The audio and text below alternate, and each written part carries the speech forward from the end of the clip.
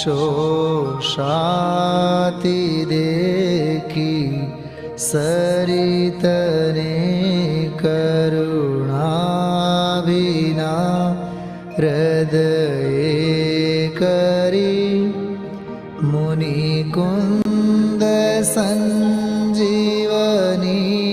समय प्रावृत तणे भाजन भरी कुंद कुंद रचो शास्त्र साथिया अमृते पुर्या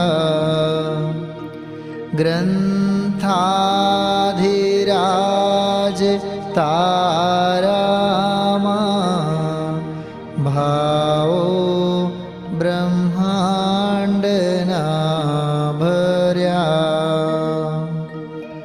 अहो वाणी तारी प्रशम रस भावे नितरती मुमुक्षुने पाते अमृत रस अंजलि भरी भरी अनादिनी मूर्छा विशतणी त्वराथी उतरती विभावेथी थंभी स्वरूप भळी दौड़े परिणति तू छे निश्चय ग्रंथ भंग सगळा व्यवहारना भेदवा तू प्रज्ञा छिणी ज्ञानने उदयनी संधि सहु छेदवा साथी साधकनो तो भानु जगनो संदेश महावीरनो विसामो भवक्लांतना हृदयनो तू पंथ मुक्ति तरणो सुने तने रसनि बंध शिथिल थाय जाने तने हृदय ज्ञानी तणा जणाय तू रुचतां जगतनी रुचियाळ से सो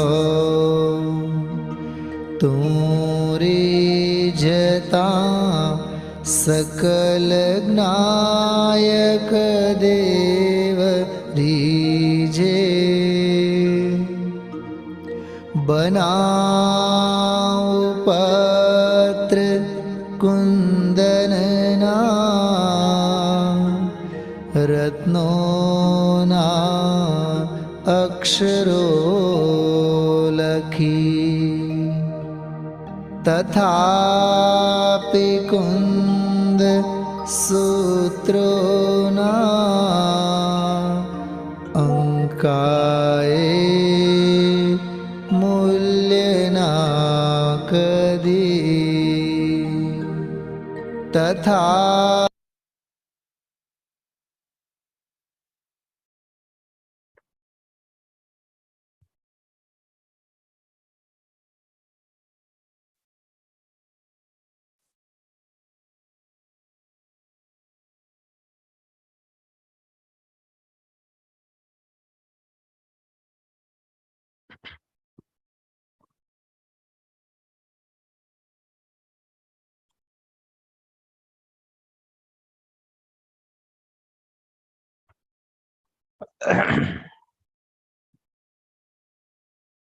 णमो अर्हन्ताणं णमो सिद्धाणं णमो आर्याणं णमो अज्जायाणं णमो लोये सव्वसाहुणम् वन्दितु सव्वसिद्धे धूमचलमणोऽवं गदिं पत्ते वोच्छामि समय पाहुड मिणमो सुद केवली भणिदम्।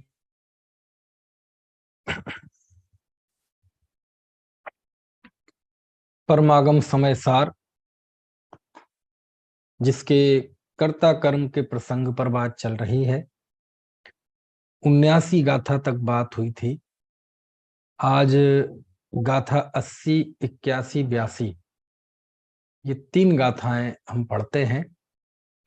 और इन 3 गाथाओं के विषय में कल बताया था कि ये तीनों गाथाएं बहुत महत्वपूर्ण गाथाएं हैं, क्योंकि जब आचार्य वर ने ये कहा कि जीव कर्म नो कर्म का कर्ता नहीं है, जीव अपने भावों का कर्ता है। जो द्रव्य जिस रूप में परिणमित होता है वह उसका कर्ता होता है और वह परिणाम उसका कर्म होता है। और कर्म नो कर्म का कर्ता तो पुद्गल द्रव्य है। पुद्गल द्रव्य ही कर्म नो कर्म में व्यापक है।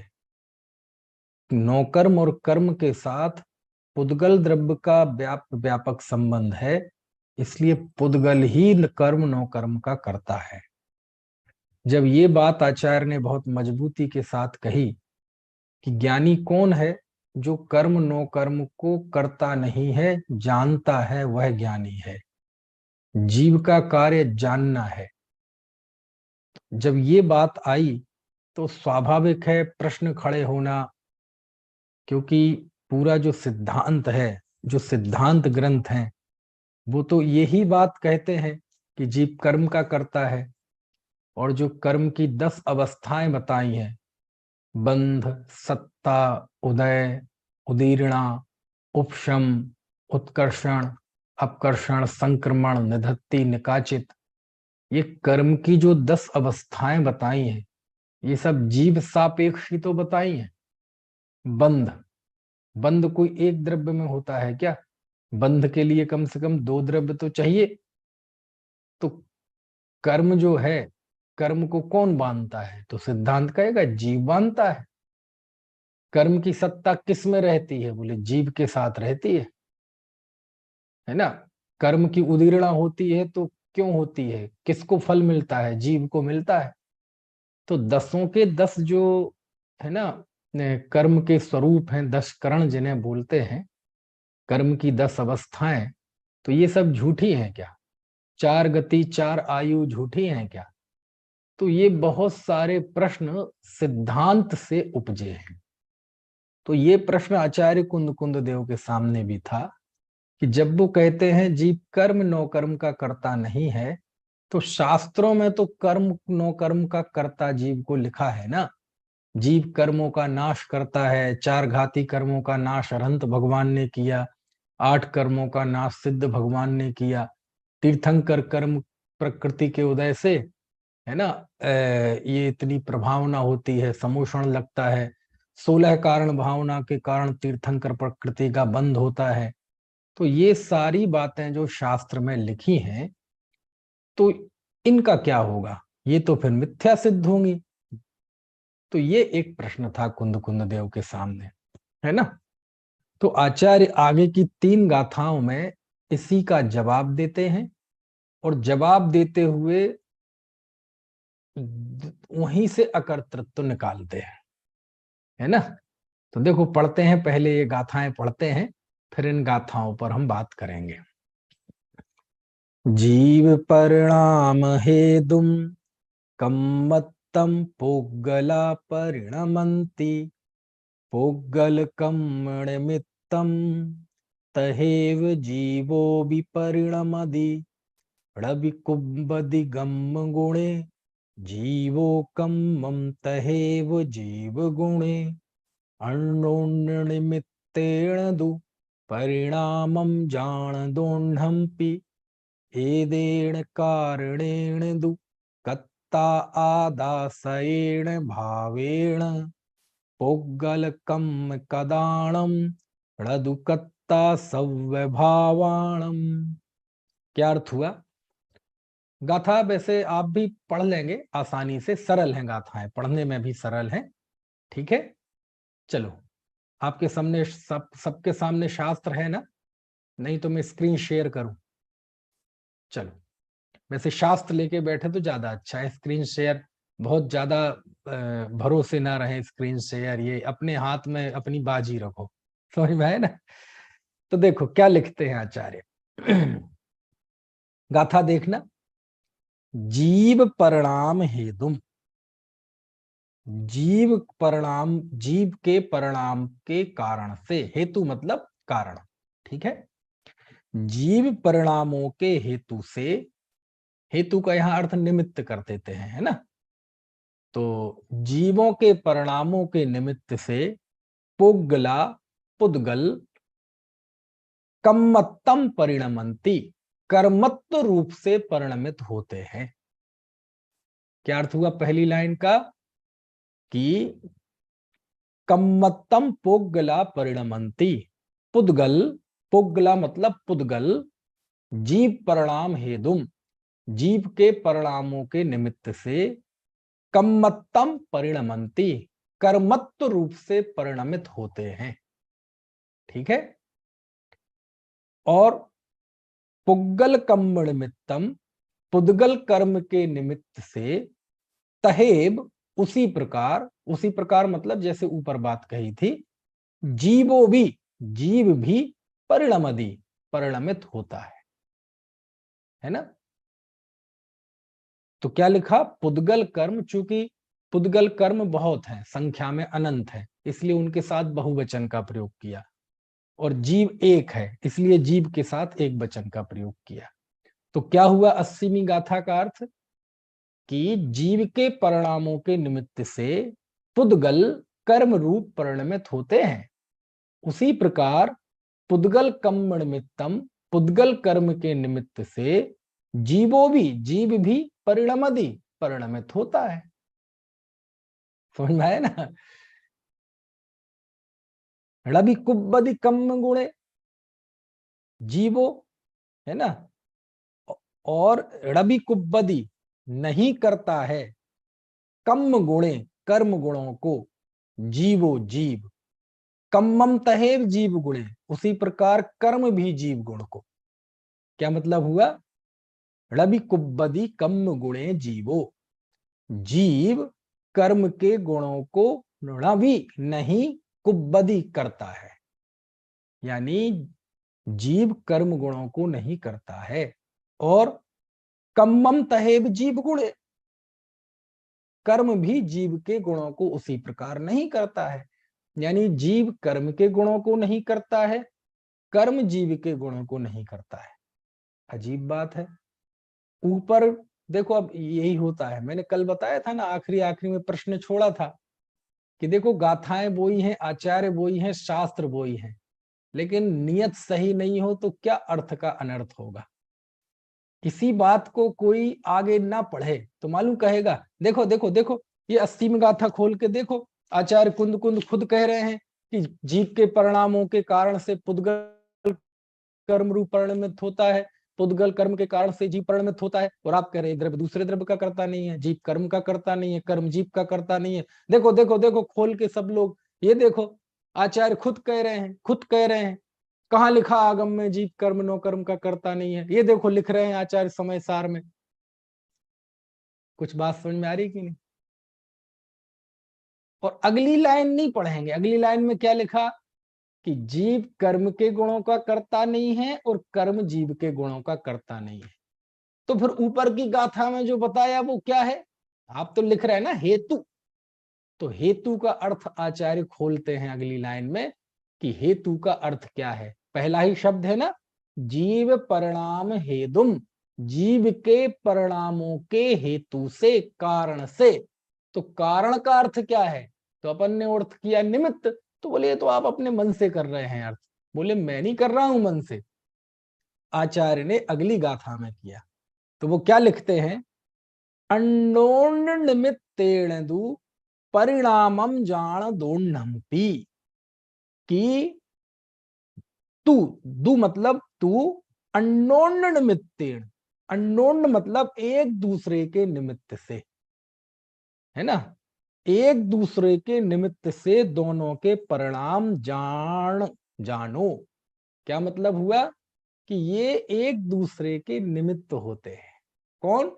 जीव के परिणमन में पुद्गल कर्म और कर्म पुद्गल कर्म के परिणमन में जीव, अन्योन्य एक दूसरे के, अन्योन्य परस्पर आपस में एक दूसरे के परिणामों में इनको निमित्त जानो, यानी ये एक दूसरे के निमित्त होते हैं। तो देखो, आचार्य ने निमित्त नैमित्तिक संबंध स्वीकार किया। कोई आरोप लगाने लगे कि कर्म नो कर्म का कर्ता नहीं है, ये तो एकांत हो गया, एकांत हो गया, एकांत हो गया, शास्त्रों में तो कर्ता लिखा है, कर्ता लिखा है, कर्ता लिखा है। कहते भैया आचार्य को सब पता है, आचार्य ने सिद्धांत शास्त्रों का भी गहराई से अध्ययन किया है। ऐसे भी उल्लेख आते हैं कि आचार्य कुंद कुंद देव ने षट खंडागम के 3 खंडों पे परिक्रम नाम की टीका लिखी थी। इसलिए आचार्य को ये बात मत बताओ कि शास्त्र में ये लिखा है, ये लिखा है, ये लिखा है। उन्हें सब पता है। कुंद कुंद देव ने 84 पहाड़ों की रचना की थी। समझ में आया ना? भले ही आज उपलब्ध थोड़े से ही पहाड़ हैं, तो सिद्धांत आगम सब पी के बैठे हैं आचार्य, सब पढ़ा है। इसलिए उन्हें सिद्धांत ग्रंथों की, गुणस्थान मार्गणाओं की अपेक्षा का पता नहीं है, इसलिए ऐसा नहीं समझे। तो आचार्य कहते आई नो वेरी वेल, मैं जानता हूं कि जीव के परिणामों के निमित्त से पुद्गल कर्म रूप परिणमित होता है। पुद्गल कर्म के परिणाम से जीव भी अपने, है ना, भाव रूप परिणमित होता है। दोनों के परिणाम एक दूसरे में निमित्त होते हैं, ऐसा जानो। तुम आचार्य कह रहे ऐसा जानो, यानी दोनों एक दूसरे के परिणमन में निमित्त हैं, ऐसा जानो। लिख रहे हैं जानम दोन्नम्पि, ऐसा दोनों को जानो। यानी इन दोनों में निमित्त नैमित्तिक संबंध नहीं मानोगे तो आचार्य को ये स्थिति स्वीकार नहीं है। ठीक है, तो देखो एकांत का तो निषेध कर दिया, यानी वो जो शास्त्रों में कर्म नो कर्म आदि की बात लिखी है उसका आचार्य ने निषेध नहीं किया। कहते हैं हाँ वो है, वो सही है। क्यों? कर्म और जीव में आपस में निमित्त नैमित्तिक संबंध होता है। तो देखो हो गया ना कर्ता, कह दिया ना कारण आचार्य, कह दिया ना, कह दिया ना। देखो ये लिखा ना आगम में कि जीव और पुद्गल दोनों को एक दूसरे के निमित्त होते हैं।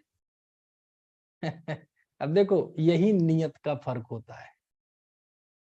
जहां से जिस निमित्त नैमित्तिक संबंध की आड़ में, जिस निमित्त नैमित्तिक संबंध की आड़ को लेकर अज्ञानी कर्तृत्व का पोषण करता है, कर्तावाद का पोषण करता है ना, कर्ता कर्म संबंध को स्थापित करता है। किस संबंध की आड़ में? निमित्त नैमित्तिक संबंध की आड़ में। यहीं से जीव कर्तृत्व का पोषण कर लेता है कि देखो निमित्त है ना, लिखा ना, देखो ये लिखा ना, कर्ता कर्म अधिकार के प्रसंग में ही आचार्य ने लिखा ना। अरे भैया जरा पूरा तो पढ़ो। उस निमित्त नैमित्तिक संबंध को बताने के बाद आचार्य उसमें से निष्कर्ष क्या निकालते हैं? निष्कर्ष क्या निकालते हैं? तो देखो 82वीं गाथा, एदेण कारणेन दु, इस कारण से, इस कारण से तो आदा आत्मा कत्ता करता है, सएण भावेण अपने भावों का करता है, अपने भावों के द्वारा वह अपना कर्ता होता है। समझ में आए ना? यानी इस तरह एदेण, जिस कारण से आप कर्तृत्व का पोषण कर रहे हैं, कि देखो कह दिया ना आचार्य ने कि जीव और परिणाम एक दूसरे के निमित्त से होते हैं। आचार्य कहते होते हैं, लेकिन उससे निष्कर्ष क्या निकला? उससे निष्कर्ष ये निकला कि जी एदेण कारणेन दु, इस कारण से कत्ता आदा आत्मा सएण भावेण कत्ता, आत्मा स्वयं के भावों का करता है। ये निष्कर्ष निकला इसमें से। और पुग्गल कम कदाड़म, जो पुद्गल कर्म के द्वारा किए हुए हैं, लदुकत्ता सब भाड़म सब भावाड़म, उन सभी भावों का कर्ता आत्मा नहीं है। पुद्गल कर्म के द्वारा किए हुए सब भावाणम, है ना, णदुकत्ता, उनका तो कर्ता आत्मा नहीं है। समझ में आया ना? देखो क्या बात है, निमित्त नैमित्तिक संबंध स्वीकार किया लेकिन कर्ता कर्म संबंध का निषेध किया। अज्ञानी क्या करता है, कर्ता कर्म निमित्त नैमित्तिक संबंध की आड़ में कर्ता कर्म का पोषण करता है कि देखो है ना कर्ता, है ना कर्ता। लेकिन आचार्य जहां से अज्ञानी कर्तावाद का पोषण करता है, वहीं से आचार्य ने कर्तावाद को उड़ाया है, वहीं से आचार्य ने जीव को अकर्ता सिद्ध किया है। कैसे सिद्ध किया कि हाँ, जीव का परिणामों के निमित्त से पुद्गल कर्म रूप परिणमित होता है, उसी तरह पुद्गल कर्म के निमित्त से जीव भी परिणमित होता है। दोनों में निमित्त नैमित्तिक संबंध जानो, दोनों एक दूसरे के निमित्त हैं ऐसा जानो। इस कारण से जीव अपने ही भावों का करता है, पुद्गल का करता नहीं है। देखो अजीब बात है, समझ में आए ना? यानी आचार्य निमित्त नैमित्तिक संबंध के बीच से निकालते हैं कि दोनों में कर्ता कर्म संबंध नहीं है। क्यों? यदि निमित्त नैमित्तिक संबंध नहीं मानोगे तो भी मिथ्यात्व होगा, और निमित्त नैमित्तिक संबंध को कर्ता कर्म संबंध मान लोगे तो भी मिथ्यात्व होगा। जीव और कर्मों में यदि निमित्त नैमित्तिक संबंध नहीं मानेंगे तो बंध सिद्ध नहीं होगा, मोक्ष सिद्ध नहीं होगा, संसार सिद्ध नहीं होगा, गतियां सिद्ध नहीं होंगी। और उनमें आपस में कर्ता कर्म संबंध मान लोगे तो फिर जीव अजीब दोनों मिलकर एक हो जाएंगे, फिर बंध और मोक्ष की जरूरत ही नहीं है। समझ में आया ना? तो देखो ये होता है संतुलन। समय सार में सर्वत्र संतुलन है। पता नहीं को लोग कैसे ये सोचते हैं कि समय सार पढ़ के एकांत का पोषण हो जाएगा, जी बिगड़ जाएगा, है ना? जो ये कहता है ना कि समय सार पढ़ के बिगड़ जाएगा जी, और यदि समय सार पढ़ के कोई बिगड़ गया ना, तो समय सार पढ़ के नहीं बिगड़ा, वो बिगड़ा ही हुआ था पहले से। वो पहले से ही शिथिलाचारी था, पहले से ही भ्रष्ट था। समय सार पढ़ के तो उसका वह असली चेहरा सामने आ गया। समझ में आया ना? ऐसा नहीं है। यदि आचार्यों के वचन पढ़ के ही कोई शिथिल हो जाएगा तो इससे उस जीव की अपनी होनहार, उसकी अपनी नाकाबिलियत का पता चलता है। आचार्यों के वचनों की ताकत कम नहीं होती। समझ में आए ना? है। और ऐसे वचन तो सबके लिए कल्याणकारी है। जब कोई एकाध का नुकसान हो जाए तो उस उसके डर से क्या ये परमार्थ की बात नहीं कही जाएगी? देखो क्या मजा। कल इसलिए मैं गाथाओं को तसल्ली से बताना चाहता था, इसलिए मैंने आखिरी आखिरी में नहीं पढ़ी थी कि देखो कि नियत देखो आप। बोलो इन्हीं गाथाओं को पढ़कर कोई तीसरी गाथा का निष्कर्ष ना पढ़े तो दो गाथाएं पढ़ के निकाल लेगा ना कर्तावाद। कि देखो आचार्य कह रहे हैं दोनों के परिणामों में आपस में निमित्त जानो, अन्योन्य निमित्तेन दु, दोनों एक दूसरे के निमित्त होकर परिणमित होते हैं ऐसा तुम जानो। तो देखो आचार्य खुद कह रहे हैं कि दोनों में कारण कार्य संबंध है। कहते अरे भाई, वो कारण कार्य संबंध बताने के बाद आचार्य ने उसमें से निष्कर्ष क्या निकाला? उसमें से निष्कर्ष ये निकाला कि इससे सिद्ध हो गया कि आत्मा अपने भावों का करता है, पुद्गल कर्म के द्वारा किए गए किसी भी भाव का कर्ता आत्मा नहीं है। निमित्त नैमित्तिक संबंध को मानकर उन्होंने उसमें से अकर्तृत्व निकाला, और अज्ञानी निमित्त नैमित्तिक संबंध की आड़ में अपने कर्तृत्व को पोषण करता है। समझ में आया ना? कैसे पोषण करता है? देखो ये तो कर्म की बात है, अब नो कर्म का देख लो। है बोले बताओ, ये लोग कहते हैं कि आत्मा पर का करता नहीं है, पर का करता नहीं है। अरे कैसे कैसे जीव हैं, वो ऐसे हंसी उड़ाते हैं जैसे ये मनीष जैन कह रहा हो। समझ में आया ना? उस जीव को बेचारे को पता नहीं है कि जो तुम ये कह रहे हो कि लोग कहते हैं, लोग कहते हैं, वो जिस पर तुम टिप्पणी कर रहे हो वो लोग नहीं कहते, वो कुंद कुंदाचार्य कहते हैं। लेकिन क्या करें, कषाय व्यक्ति को अंधा कर देती है, ईर्ष्या जलन की भावना जीव को अंधा कर देती है। वो आचार्य के वचनों को भी क्या कहते हैं मालूम? लोग ऐसा कहते हैं। अरे तुम्हें नहीं पता कि आचार्य ऐसा कहते हैं? और मालूम कैसे कहते हैं? देखो लोग ऐसा कहते हैं कि जीव पर का करता नहीं है। लो, मुझे मोबाइल उठाने की इच्छा हुई और मैंने उठा लिया, मुझे बोलने की इच्छा हुई और मैंने बोल लिया, तुम कैसे कहते हो कि मैं करता नहीं? समझ में आया ना? तो आचार्य कहते हैं कि भैया जीव के परिणामों का पुद्गल कर्म के साथ निमित्त नैमित्तिक संबंध है। तो हाँ, हूं ना मैं निमित्त, तो निमित्त तो हूं ना आखिर। तो आचार्य कहते हाँ भाई, निमित्त हो आप, लेकिन कर्ता नहीं हो। समझ में आया ना? अब देखो क्या होता है, कई बार व्यक्ति बोलता तो निमित्त है, लेकिन वह टेस्ट लेता है कर्तापन का। कैसे? अकर्ता वाला कैसे बोलेगा? देखो दोनों के लहजे में क्या फर्क होगा। बात निमित्त की दोनों करेंगे कि जीव और कर्म आपस में निमित्त हैं। तो अकर्तावादी वाला कुंद कुंद देव कैसे बोलेंगे? कैसे बोलेंगे? भैया दोनों में निमित्त हैं, लेकिन दोनों कर्ता नहीं है, आत्मा तो ज्ञाता है। ये सिद्ध समय सार का टेस्ट, ये समय सार का लहजा। अब कोई जीव कर्तृत्व के जहर से बिल्कुल उसका भरा हुआ है आत्मा, तो वो भी निमित्त नैमित्तिक संबंध की बात करेगा। तो मालूम कैसे करेगा? देखो है ना निमित्त नैमित्तिक संबंध, देखो जीव कर्म का निमित्त है ना, कर्म जीव का निमित्त है ना, आपने मान लिया ना, निमित्त करता तो है ना। तो देखो वो बोल तो रहा है निमित्त, लेकिन टेस्ट काय का ले रहा है? टेस्ट ले रहा है कर्तापन का, टेस्ट ले रहा है जहर का। भले ही शब्द वो निमित्त बोल रहा है, लेकिन टेस्ट काय का ले रहा है? टेस्ट ले रहा है उपादान का। कुछ मेरी बात समझ में आई? जबकि आचार्य जब उसे निमित्त नैमित्तिक संबंध कहते तो इस टेस्ट से नहीं, आनंद के साथ नहीं बताते कि देखो जीव परिणामों के निमित्त से पुद्गल कर्म परिणमित होता है ना, पुद्गल कर्म के निमित्त से जीव परिणमित होता है ना, दोनों एक दूसरे के परिणाम एक दूसरे में निमित्त हैं, ऐसा जानो। इस लहजे में नहीं कह रहे हैं आचार्य। आचार्य किस लहजे में कह रहे हैं?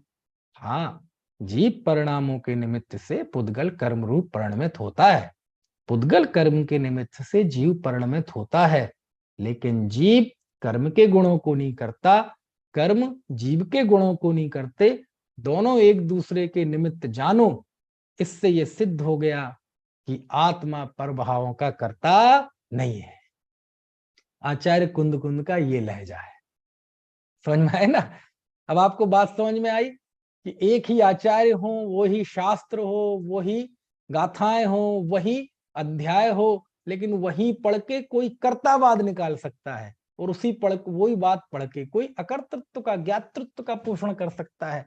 अब कोई इन गाथाओं को उद्धृत कर दे ऊपर की, देखो आचार्य लिख रहे हैं कि जीव परिणामों के हेतु से पुद्गल परिणमित होता है, पुद्गल के से जीव परिणमित होता है। अरे भाई, ये बात वो बोध नहीं दे रहे हैं, बोध नहीं करा रहे हैं इस बात का, वो इस बात का सामान्य ज्ञान करा रहे हैं। बोध तो इस बात का, संबोधन तो इस बात के लिए दे रहे हैं कि दोनों में निमित्त नैमित्तिक संबंध है, लेकिन कर्ता कर्म संबंध नहीं है। इस प्रकार ये सिद्ध हो गया कि जीव पुद्गल कर्म का कर्ता नहीं है।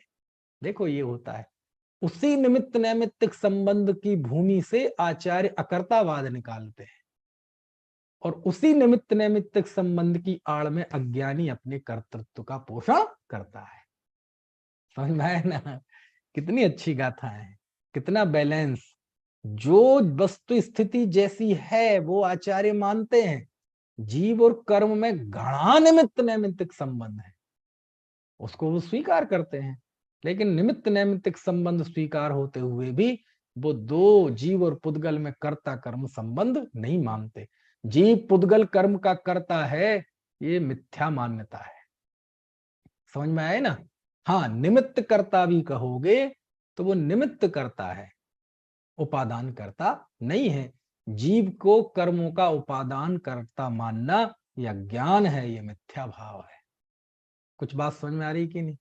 देखो एक बात सोचना जरा, है ना, आप सोचना, आचार्य जीव और पुद्गल आपस में एक दूसरे के कर्ता नहीं है, इस बात के लिए उसमें निमित्त नैमित्तिक संबंध स्वीकार कराते हैं।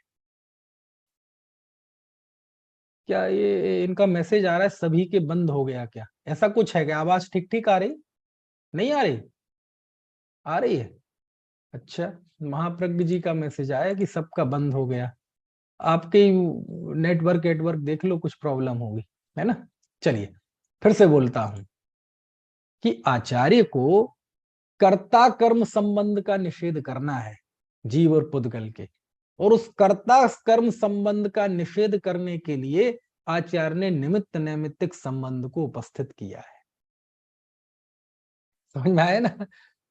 अब मैं आपसे एक प्रश्न पूछता हूं, अपन थोड़ा विमर्श करें, चर्चा करें।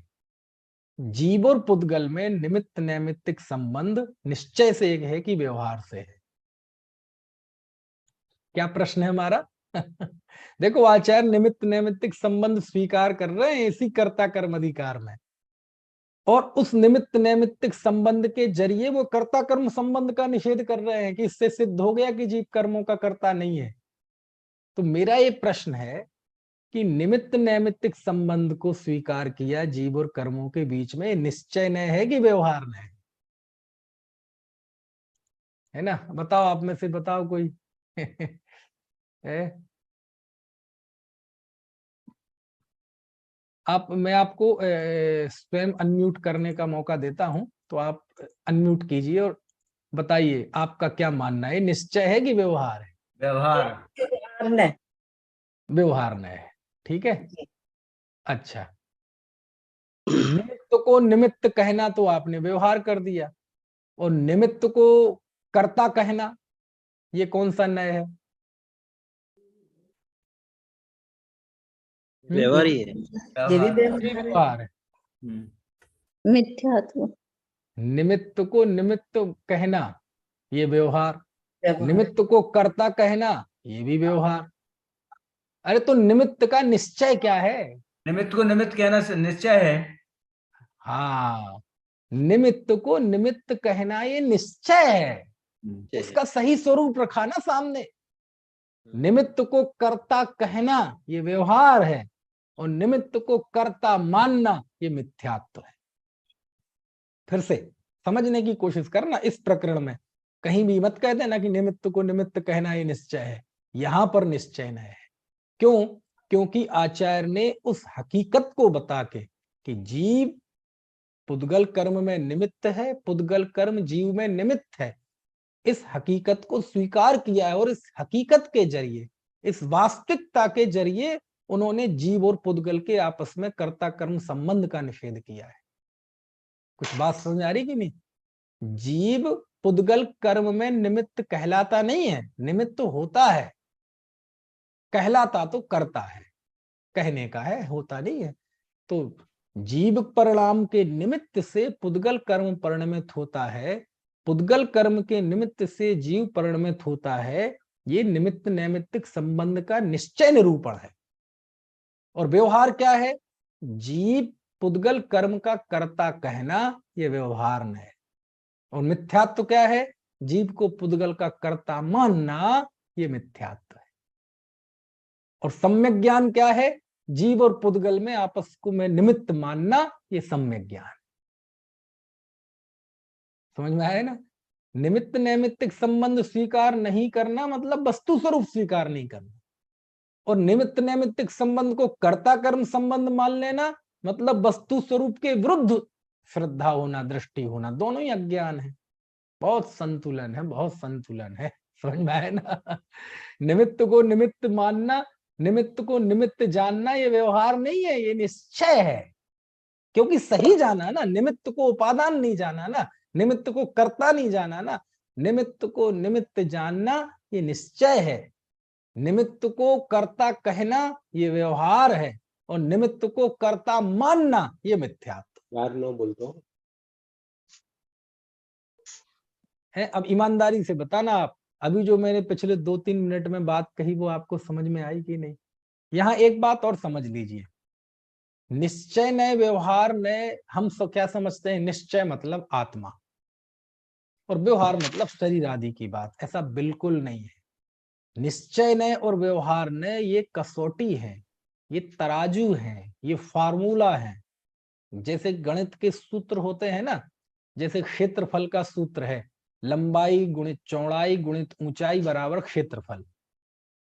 ये एक सूत्र है। अब इस सूत्र से आप किसी चीज का क्षेत्रफल निकाल लो।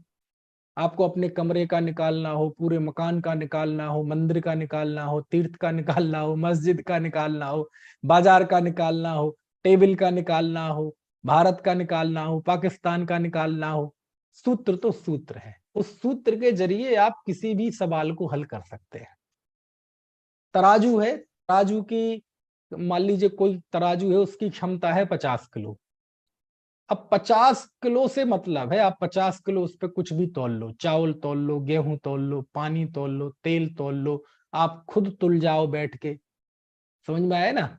उसका काम है वजन को तौलना। तराजू के इससे कतई मतलब नहीं है कि वो वजन किस चीज का है। आप उस पर वजन रखेंगे, वो आपको तौल के बता देगा, तो वो तराजू है। समझ में आया ना? लीटर का काम क्या है कि बस वो नाप बता देगा इतने लीटर है। अब वो तेल है कि पानी है कि दूध है कि क्या है, इससे उसे कतई सरोकार नहीं है। समझ में आया ना? ऐसे ही निश्चय और व्यवहार में ये दो फॉर्मूले हैं। निश्चय व्यवहार एक कसौटी है, उस पर आप आत्मा को कस लो, दुनिया की किसी भी चीज को देख लो। दुनिया की हर एक वस्तु के दो पक्ष होंगे, एक उसका हकीकत का पक्ष, एक वास्तविक उसका स्वरूप, और एक उसका उपचरित स्वरूप। क्या? एक होगा उसका वास्तविक स्वरूप और एक होगा उसका उपचरित स्वरूप। जो उपचरित स्वरूप होगा उसको व्यवहार नय विषय बनाएगा, जो उसका वास्तविक स्वरूप होगा उसको निश्चय नय विषय बनाएगा।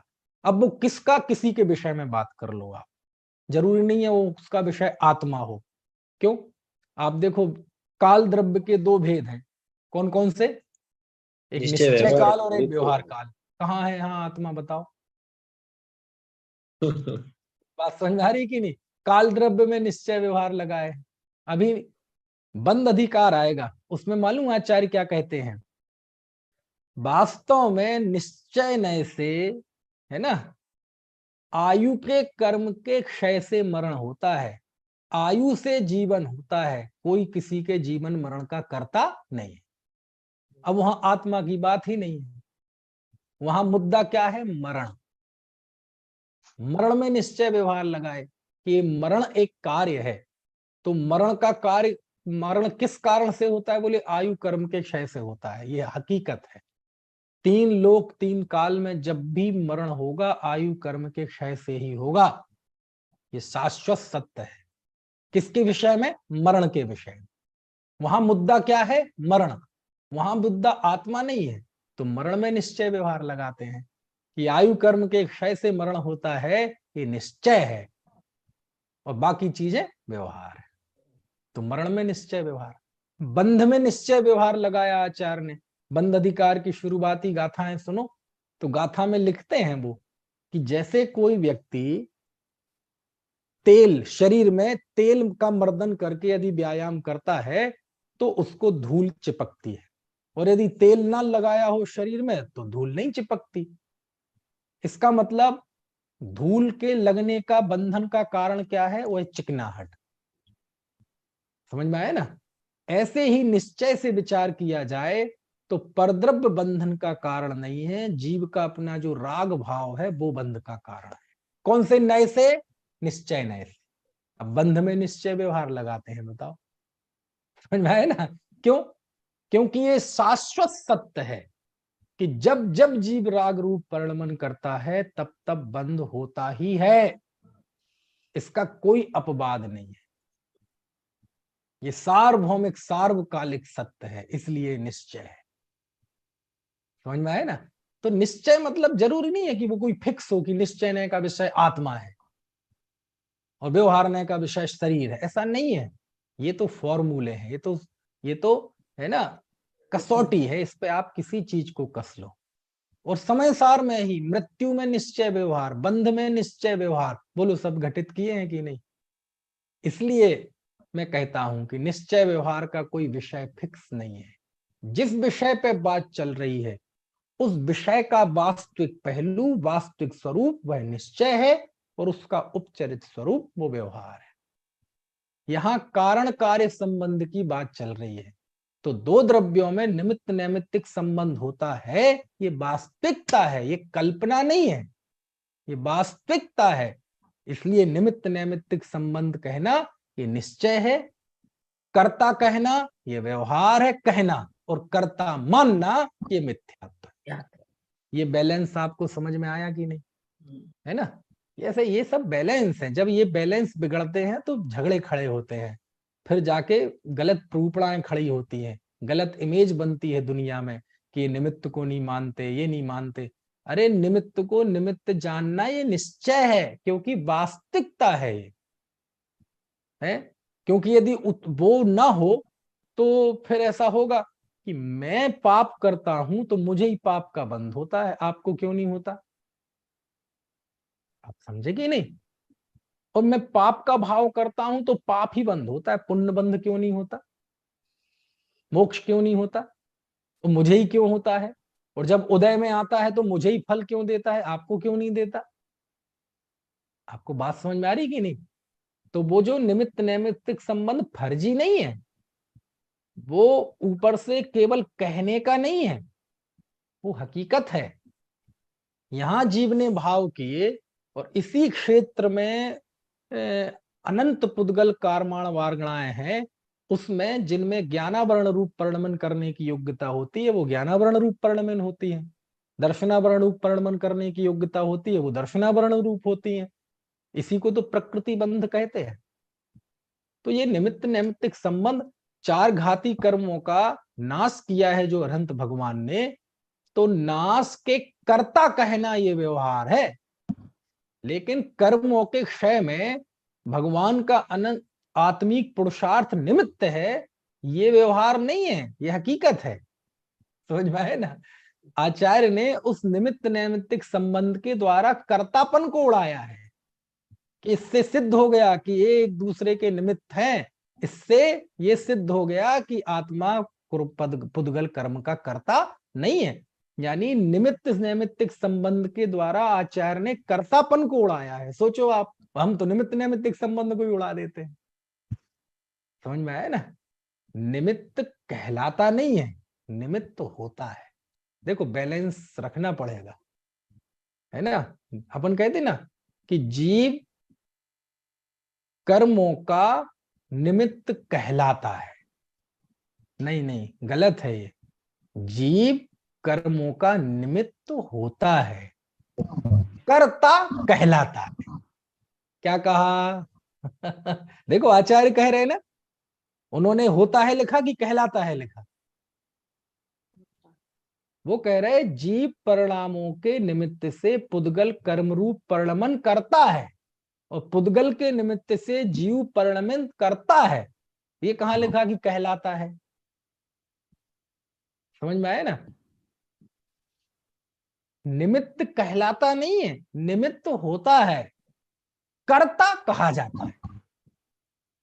समझ में आया ना? निमित्त वो हकीकत में होता है, कर्ता कहलाता है, और कर्ता मान लिया जाए तो मिथ्यात्व होता है। ये संतुलन होना चाहिए समय सार और आगम के पाठी में। इसलिए आगम का अध्ययन हो और फिर अध्यात्म का अध्ययन किया जाए तो ज्ञान में संतुलन आता है। यदि आगम के बिना अध्यात्म का सेवन हो तो अनर्थकारी होता है, और अध्यात्म के बिना केवल आगम का सेवन हो तो अकार्यकारी होता है। क्या कहा? आगम के बिना अध्यात्म अनर्थकारी होता है, और अध्यात्म के बिना आगम अकार्यकारी होता है। आगम का अध्ययन नहीं होगा और सीधे अध्यात्म पढ़ लेंगे तो उल्टा सीधा समझ लेंगे, एकांती हो जाएंगे, मिथ्यात्व हो जाए, स्वच्छंदी हो जाएंगे। और आगम ही पढ़े और कोई अध्यात्म ना पढ़े तो ऐसा आगम का अध्ययन अकार्यकारी है, उसे कुछ उपलब्धि नहीं होगा। बस गिनते रहो 8 कर्म 148 प्रकृतियां, माला फेरते रहो, तत्व की उपलब्धि नहीं होगी। समझ में आए ना? तो निमित्त का निश्चय क्या है कि निमित्त निमित्त है, ये उसका निश्चय निरूपण है। निमित्त करता है, ये इसका उपचरित निरूपण है। और उस उपचार को सत्य मान लेना, परमार्थ मान लेना, सो मिथ्या दृष्टि है, सो मिथ्यात्व है। समझ में आए ना? है ना?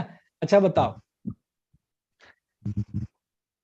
सम्यक दर्शन की उत्पत्ति में दर्शन मोहिनी कर्म का उपशम क्षय क्षयोपशम निमित्त होता है कि निमित्त कहा जाता है? होता है। होता है, कहा नहीं जाता। होता समझ में है। आया? अरे बहुत अद्भुत है भैया जिन दर्शन।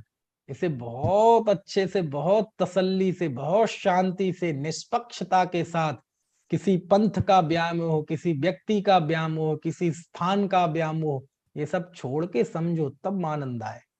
क्या कहा? दर्शन मोहिनी कर्म का उपशम क्षय क्षय उपशम। सम्यक दर्शन में निमित्त होता है कि कहा जाता है? निमित्त होता है, कर्ता कहा जाता है। कहा जाता है। कर्ता कहा जाता है। और कहा जाता है उसे हूबहू मान लिया जाए तो मिथ्यात्व होता है। बोलो ये बैलेंस इन गाथाओं में है कि नहीं जो मैं आपको बता रहा हूं? यही इन्हीं गाथाओं से बोल रहा हूं मैं, इन्हीं गाथाओं से की व्याख्या कर रहा हूं। बिल्कुल 1 इंच भी यहां से वहां नहीं हुआ। बिल्कुल आचार्य कुंद कुंद की गाथाएं आपको समझा रहा हूं। आचार्य कह रहे हैं जीव परिणामों के निमित्त से पुद्गल कर्म परिणत होता है, पुद्गल के निमित्त से जीव भी परिणमित होता है। कहा नहीं जाता, होता है। होता नहीं है, कहा जाता है। ये हमारा समझ लो असंतुलन है ना ज्ञान का। ये सही दृष्टि नहीं है। होता है, हमें लगता है कि हम निमित्त होता है ऐसा कहने से कर्तावादी हो जाएंगे, नहीं होंगे। हमें लगता है कि निमित्त होता है, निमित्त है, वास्तविक है, ऐसा कहने से मिथ्या दृष्टि हो जाएंगे, नहीं होगे। ऐसा नहीं मानोगे तो मिथ्यात्व होगा। समझ में आए ना? कुंद कुंद देव लिख रहे हैं ना, कर्ता कहना व्यवहार है, निमित्त को निमित्त देखना ये निश्चय है। निमित्त को कर्ता कहना वो व्यवहार है, और कर्ता मानना वो मिथ्यात्व। समझ में आया ना? तो देखो कितनी बढ़िया गाथा है कि जीव परिणाम हेतुम कम्मत्तम पुग्गला परिणमति पुग्गल कम्मणमत्तम तहेव जीवो भी परिणमति तभी कुब्बदि कम्म गुणे जीवो तहेव जीव गुणे अंडोन्न निमित्तेणु परिणामम दोन्नम जानति। समझ में आया ना कि जीव परिणामों के निमित्त से पुद्गल कर्म रूप परिणमित होता है। देखो आचार्य की शैली, बहुत शांति से समझा रहे हैं आचार्य। बिल्कुल जीव परिणामों के निमित्त से पुद्गल कर्म रूप परिणमित होता है। पुद्गल कर्म के निमित्त से जीव भी परिणमित होता है। जीव कर्म के गुणों का कर्ता नहीं है, निमित्त है। कर्म जीव के गुणों का कर्ता नहीं है। दोनों को एक दूसरे के परिणामों का निमित्त जानो। इससे यह सिद्ध हो गया कि जीव अपने भावों का कर्ता है, समस्त पुद्गल कृत भावों का कर्ता नहीं है। बोलो इससे अलग कोई बात कही महाप्रज्ञ जी ने? बस यही बात है। वो कह रहे होता है, जब होता है तो उस रूप में मान लो। कर्ता नहीं होता है इस तरह उसका पारमार्थिक स्वरूप मान लो, और उसे कर्ता कहना व्यवहार है। ये अभी आगे गाथा आने वाला है, हम पढ़ेंगे। समझ में आया ना? ऐसा है। अच्छा सुनना, ये तो हो गई चलो मतलब कर्म फिलॉसफी। थोड़ा और स्थूल इस कथन को कहें। जब जीव सम्यक दर्शन रूप परिणमित होता है तो देवशास्त्र गुरु निमित्त कहे जाते हैं कि होते हैं? होते हैं। होते हैं। होते हैं भैया। क्यों? कुगुरु कुदेव कुधर्म नहीं हो सकते निमित्त। समझ में आया ना? सच्चे रागी गुरु ही द्वेषी होंगे। देवता निमित्त नहीं होंगे, वो नहीं देंगे भेद ज्ञान का उपदेश। समझ में आया ना? है समोषण के निमित्त से बहुतेरे जीव को सम्यक दर्शन हुआ, तो वो एक कहा जाता है कि वो निमित्त होता है। होता है, निमित्त होता है। होता है। कर्ता कहा कहने की बात तो कर्तापन पे है, कर्ता कहा जाता है। क्यों? क्योंकि यदि वास्तविक कर्ता हो तो समोषण पे दिव्य ध्वनि सुन के कोई सम्यक दृष्टि भी हो जाता है, कई भ्रष्ट भी हो जाते हैं। मारीची हो गया था। समझ में आया ना? तो संतुलन चाहिए, बैलेंस चाहिए। जैन धर्म मतलब संतुलन, जैन धर्म मतलब बैलेंस। जहां थोड़ा सा एक जगह का वेटेज कम हुआ या किसी का वेटेज ज्यादा हुआ, असंतुलन पैदा हो जाएगा। निमित्त है, ये हमें डरना नहीं चाहिए। हम सोचते हैं निमित्त होता है, निमित्त होता है, ऐसा कहने से हम कर्तावादी हो जाएंगे और एक द्रव्य दूसरे द्रव्य का कर्ता हो जाएगा। ये डरते क्यों? मिथ्यात्व हो जाएगा। अरे मिथ्यात्व कोई भूत नहीं है जो चिपट जाएगा। जब तक आप गलत नहीं होंगे मिथ्यात्व का बंध आओ मत। किसी के कहने से कोई आपको मिथ्या दृष्टि घोषित कर दे तो आप अमंगल हो जाएगा, ऐसा कुछ नहीं है। किसी को मिथ्या दृष्टि और सम्यक दृष्टि घोषित करने से कुछ नहीं होता। आप सही होना चाहिए अपने, बस। बाकी दुनिया तो ऐसे ही चलती है। समझ में आया ना? देखो लिख रहे आचार्य कि जीव परिणामों के निमित्त से पुद्गल कर्म रूप परिणमित होता है। पुद्गल कर्म के निमित्त से जीव परिणमित होता है। आई नो वेरी वेल, मैं जानता हूं। आचार्य कह रहे हैं ये बात स्वीकृत सत्य है, इसमें हमें तनिक भी संदेह नहीं है। हमारे पूर्वाचार्यों ने जो कर्म सिद्धांत वगैरह लिखा है वो गलत नहीं है, वो मिथ्या नहीं है, वो निमित्त नैमित्तिक संबंध है। तो बोलो आचार्य ने जवाब दे दिया सारे प्रश्नों का कि नहीं? कि जो तुम ये कहते हो कि सिद्ध ने 8 कर्मों का नाश किया, अरहंते ने 4 घाती कर्मों का नाश किया, ये जो है, बोले ये सब निमित्त नैमित्तिक संबंध की बात है और वह निमित्त नैमित्तिक संबंध मुझे स्वीकार है। अरे मैं खुद बता रहा हूं, आचार्य कह रहे हैं कि इनमें आपस में निमित्त नैमित्तिक अन्योन्य निमित्तेन्दु, इनका आपस में निमित्त नैमित्तिक संबंध है। तो ऐसा कह के आचार्यों ने पूर्वाचार्यों की प्रूपणा का, पूरे कर्म सिद्धांत का स्वरूप, सच्चा स्वरूप उन्होंने इन गाथाओं में सामने रख दिया कि यदि उनमें निमित्त नैमित्तिक संबंध मान के सिद्धांत पढ़ोगे तो वो सही है, और कर्ता कर्म संबंध मान के आगम को पढ़ोगे तो तुम्हें लग रहा है हम आगम का सेवन करके अपनी विशुद्धि बढ़ा रहे हैं। अरे उल्टा मिथ्यात्व का बंध करोगे लगातार, यदि कर्ता कर्म संबंध मान के सिद्धांत ग्रंथों को पढ़ोगे, कर्म फिलॉसफी पढ़ोगे। तो आचार्य समय सार में भी आगम को कैसे पढ़ना, ये बात भी वो अध्यात्म में बता रहे हैं। क्या कहा? आगम को पढ़ते हुए हमारी दृष्टि कैसी होनी चाहिए, सिद्धांत ग्रंथों को, करणान योग को, गुणस्थान मार्गणाओं को पढ़ते हुए भी हमारी दृष्टि कैसी होनी चाहिए, वो बात वो समय सार में बता रहे हैं। क्यों? क्योंकि सिद्धांत में जाएंगे तो वहां निमित्त की भाषा नहीं होगी, वहां तो कर्ता के रूप में ही प्रूपण होगा कि 8 कर्मों का सिद्ध भगवान ने नाश किया, 4 घाती कर्मों का नाश किया, 41 प्रकृतियों का सम्यक दृष्टि ने संवर किया।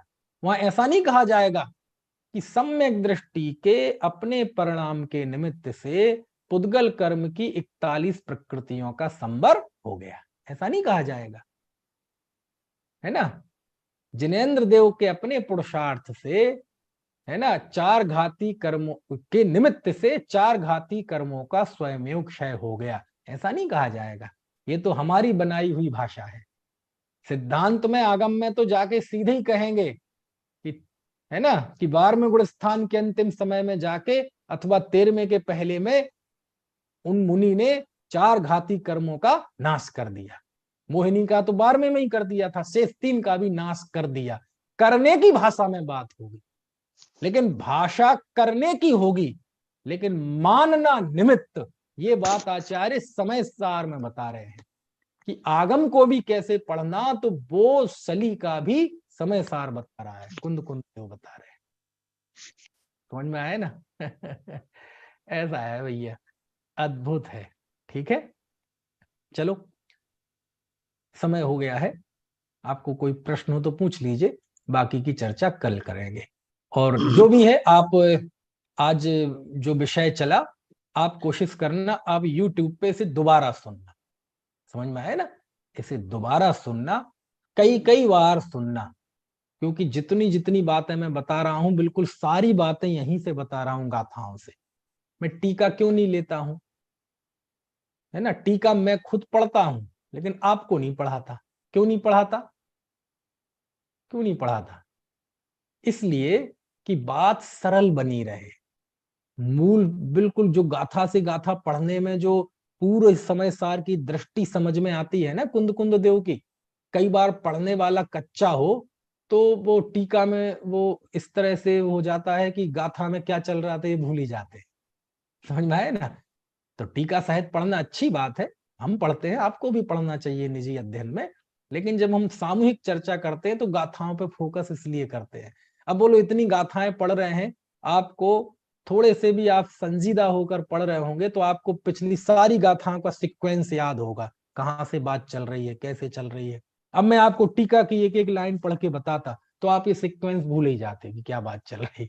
समझ में आए ना? और बहुत सावधान हो तो उसे भी याद रखा जा सकता है ना? अब देखो गाथा में आचार्य कहते कितनी बढ़िया है, तो इसको बार बार सुनना, क्योंकि इसको सुनकर झटका लग सकता है कि निमित्त को निमित्त कहना निश्चय न है। समझ में आया ना? लेकिन मैं जो कह रहा हूं पूरे होशो हवास में कह रहा हूं। समझ में आया ना? है ना? ऐसी भावुकता में कह रहा हूं अथवा अभी तत्काल में बात आई इसलिए कह रहा हूं, ऐसा नहीं है। समझ में आया ना? बिल्कुल सत्य है ये बात। कुंद कुंद देव कहाँ कह रहे बताओ? कहने को व्यवहार कह रहे हैं, कहने निमित्त को ये कहा कि जीव परिणामों के निमित्त से पुद्गल कर्म परिणमित होता है, तो जीव को निमित्त कहा जाता है, ऐसा कह रहे। ये तो हमारी भाषा डेवलप की हुई है जबरदस्ती की। जो जिस रूप में है उस रूप में भी कहा जाता है कि होता है, वो होता है, उसको उससे अलग कहना वो व्यवहार है। जो जैसा है वैसा कहना है ना, वो निश्चय है। क्योंकि यदि ऐसा ना हो, अच्छा मैं बताऊं, मैं सुनना, मैं कहूं भगवान ने 4 घाती कर्मों का नाश किया, ठीक है, निमित्त की बात है, नाश किया कर्तापन, लेकिन वो बात निमित्त की है, लेकिन व्यवहार से ऐसा कहा जाता है। और मैं ऐसा कहूं, अच्छा मैं कहूं कि भगवान ने 4 घाती कर्मों का नाश किया, तो मदन लाल जी मुझे झूठ का पाप लगेगा? नहीं नहीं नहीं लगेगा, ठीक है। सुनना, मार्मिक बात कह रहा हूं, झूठ का पाप तो नहीं लगेगा, लेकिन हमने ऐसा ही मान लिया कर्ता कर्म संबंध, तो मिथ्यात्व का बंध जरूर होगा, अनंत झूठ का पाप लगेगा। चलो ये तो आपको बात जल्दी समझ में आ गई, आपने सर हिला दिया। अब दूसरा मैं कहूं कि जीव के परिणामों के निमित्त से भगवान के 4 घाती कर्मों का नाश हुआ, ये सही है कि गलत है? निमित्त से तो सही सही है। है। हाँ, तो ऐसा कहने से मुझे झूठ का पाप लगेगा? नहीं लगेगा। क्यों नहीं लगेगा? क्योंकि वो निमित्त है, निमित्त है। इसलिए ऐसा बोलने से झूठ का पाप नहीं लगेगा। यदि ऐसा जी। लगने लगे तो सारे सिद्धांत ग्रंथों के लेखकों को झूठ का पाप लगेगा। हम्म, 8 कर्म होते हैं, ये भी सर्वज्ञ की वाणी में आया। 148 प्रकृतियां, कर्म, सिद्धांत, गुणस्थान भी सर्वज्ञ की वाणी है, कोई छदमस्त की वाणी नहीं है, कोई अल्पज्ञ की वाणी नहीं है, ये भी भगवान द्वारा निरूपित सत्य है। बस वो निमित्त नैमित्तिक संबंध है, और यहाँ कर्ता कर्म संबंध है, और कर्ता कर्म संबंध का निषेध करते हैं, और एक द्रव्य में कर्ता कर्म संबंध की स्थापना करते हैं, 2 द्रव्यों में निमित्त नैमित्तिक संबंध को स्वीकार करते हैं। कितना वस्तु का स्वरूप स्पष्ट है। अब इस निमित्त नैमित्तिक संबंध को भी ना माना जाए, तो यदि फिर कोई कहेगा कि ये तो एकांत है, तो वो सही कह रहा है, फिर गलत कहाँ कह रहा है? समझ में है ना? क्या संतुलन। इसलिए आचार्य कुंद कुंद बहुत संतुलन में लिखते हैं सब कुछ, हम व्याख्याकार गड़बड़ करते हैं। वो तो बिल्कुल स्पष्ट लिख रहे हैं ना, आपके सामने शास्त्र है, देखो है ना, शास्त्र बिल्कुल स्पष्ट कह रहे हैं ना कि देखो जीव परिणामों के निमित्त से पुद्गल कर्म रूप परिणमित होता है, पुद्गल कर्म के परिणाम से जीव परिणमित होता है। ऐसा कहने से कोई कर्तृत्व का पोषण नहीं होता, ऐसा कहने से कोई मिथ्यात्व का बंध नहीं होता, इससे कहने से कोई झूठ भी नहीं लगता। क्यों? क्योंकि ये ऐसा हकीकत में है। फिर मिथ्यात्व कहाँ होगा? बोले ऐसा मानकर यदि तुम ये मान लो कि कर्ता कर्म संबंध है तो मिथ्यात्व होगा, और कहना मात्र है तो कहने को कह लो, व्यवहार है, वो तो सिद्धांत ग्रंथ में हमारे भीतरागी संत भी कहते हैं। लेकिन बात देखो, मिथ्या दृष्टि अज्ञानी उसी संबंध की आड़ में मिथ्यात्व का, कर्तावाद का पोषण करता है कि देखो है ना निमित्त, है ना निमित्त, तुम तो कह रहे कुछ करता नहीं, निमित्त कहा ना, तो ऐसा कहे कि वो अहंकार होता है, कर्तृत्व का अहंकार। और आचार्य कहते हैं निमित्त है ना, कर्ता तो नहीं है ना, समझ गए? यही होता है। देखो शब्द वो ही होते हैं, रोको मत जाने दो, जाने दो, रोको मत जाने दो। मत जाने दो। देखो शब्द नहीं बदले ना, बोलने के लहजे से नियत में कितना फर्क हो गया। रोको मत जाने दो, जाने रोको दो, मत जाने दो। जाने दो। समझ में आया ना? कर्तावादी कैसा कहेगा? निमित्त है ना, निमित्त है ना, देखो आचार्य ने कहा ना। और आचार्य क्या कहेंगे? निमित्त है ना, है ना? करता नहीं। समझ गए? तो इतना फर्क होता है। इसलिए शास्त्र कैसे पढ़ा जाता है? सही नियत से पढ़ा जाता है। ना आंखों से पढ़ा जाता है, ना बुद्धि से पढ़ा जाता है। कैसे पढ़ा जाता है? अच्छी नियत से पढ़ा जाता है, भली नियत से पढ़ा जाता है। भली नियत से पढ़ते हैं शास्त्र तो सर्वत्र आनंद मिलता है। और बुरी नियत से पढ़ोगे तो कहीं कर्तावाद का पोषण हो जाएगा, कहीं बहिर्मुखता का पोषण हो जाएगा, कहीं स्वच्छंदता का पोषण हो जाएगा। ऐसे सब होता है। चलो बाकी की बात कल करेंगे। प्रश्न आप कल पूछ लेना, अभी आज मत पूछो जरा, है ना? आप प्रश्न कॉपी पे लिख लीजिए। और पहले तो आपसे अपील है, ये व्याख्यान मेरा एक आध बार और सुनना, जैसे समझ में भी आ गया हो तो भी एक बार सुनना, बार बार सुनना, बार बार सुनने लायक है ये चर्चा। ये प्रवचन से मतलब ये गाथाओं की चर्चा है ना। प्रवचन से मतलब मैंने कुछ बता दिया ऐसा नहीं है, है ना? मैं वक्ता हूं, आप श्रोता हैं, ऐसा बिल्कुल नहीं है। वक्ता तो आचार्य देव हैं, कुंद कुंद देव हैं। हम आपस दोनों मिलके तो उसके पाठक हैं, श्रोता हैं उन गाथाओं के। हम तो आचार्य को मिलकर पढ़ रहे हैं, इसलिए मैं वक्ता हूं ऐसा नहीं है, आचार्य वक्ता है।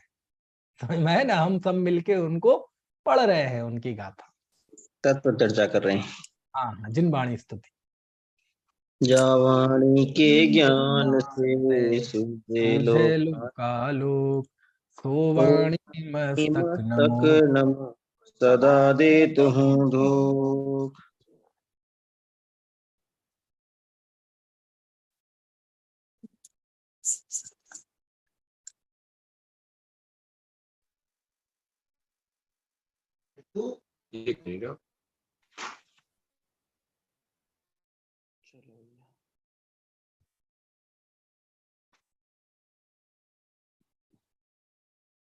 बार बार सुनो, स्पष्ट हो जाएगा।